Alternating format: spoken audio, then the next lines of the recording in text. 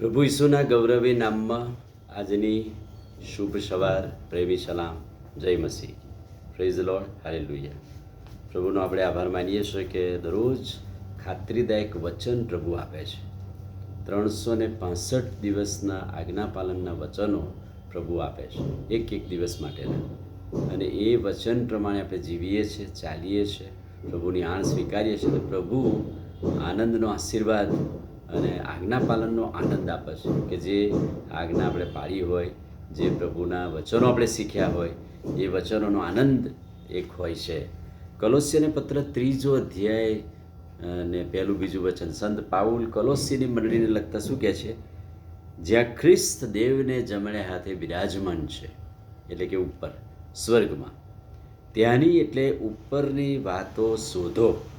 ઈસુ જ્યાં છે એટલે સ્વર્ગીય વાતોનું મનન કરો, સ્વર્ગીય વાતો તમે શોધો. આજના દિવસનું આજ્ઞાપાલનનું વચન, ખાતરીદાયક વચન એ છે કે ઉપરની વાતો પર ચિત્ત લગાડો, ઉપરની વાતો શોધો.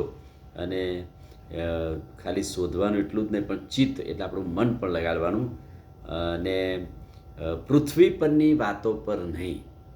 તો આપણે રહેવાનું પૃથ્વી પર, મન અને ચિત્ત લગાડવાનું ઉપરની વાતો પર. તો ઉપરની વાતો એ પ્રભુ ઈસુ ખ્રિસ્ત જે દેવના જમણે હાથે બિરાજમાન છે એની સાથેની વાતો. અને એ વાતો આપણે શીખવાની છે, જાણવાની છે, પ્રભુનો મહિમા પ્રગટ કરવાનો છે.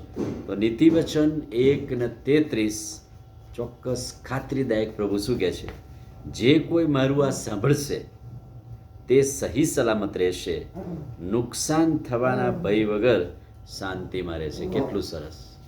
જે કોઈ મારું સાંભળશે સહી સલામત રહેશે, તો નુકસાન થવાના ભય વગર શાંતિમાં રહેશે. અને પ્રભુના વચનોથી એ આપણને આશીર્વાદિત કરે છે. બીજી વાત, યર્મિયા પ્રબોધકનું પુસ્તક 17મો અધ્યાય અને 7મું વચન, જે પુરુષ યહોવા પર શ્રદ્ધા રાખે છે અને જેનો આધાર યહોવા છે તે આશીર્વાદિત છે. એટલે કે જે માણસ, જે પુરુષ ઈશ્વર પર આધારિત છે એને કશું નુકસાન થવાનું નથી. કારણ કે એ ઉપરની વાતો પર ચિત્ત લગાડે છે, એ ઈશ્વર પર શ્રદ્ધા રાખે છે, એનો આધાર યહોવા છે, તો પ્રભુ એના પગને ડગવા દેતા નથી. એમ ગીતશાસ્ત્ર 121:3 કહે છે. નીતિવચન યર્મિયા 17:7 કહે છે કે ઈશ્વર પર શ્રદ્ધા રાખનાર માણસ અને ઈશ્વરનો જે આધાર એનો છે, યહોવાનો આધાર છે, એ માણસ આશીર્વાદિત છે. તો એ જ માણસ, ગીતશાસ્ત્ર 121:3 કહે છે, તે તારા પગને ડગવા દેશે નહીં, તારો રક્ષક ઊંઘી જનાર નથી. તે નદીની પાસે રોપાયેલા ઝાડ જેવો છે, જેના પાંદડા કદી ચીમડાતા નથી, તેના મૂળ ઊંડા નાખેલા છે, અને તે ઋતુમાં ફળ આપ્યા વગર રહેશે નહીં. એટલે કે ઉપરની વાતો પર ચિત્ત લગાડનાર, ધ્યાન આપનાર, ઉપરની વાતો શોધનાર પુરુષ કે માણસ પ્રભુથી આશીર્વાદિત છે અને એના મારફતે આવા પરિણામ આવે છે. આમીન. પ્રાર્થના કરીએ.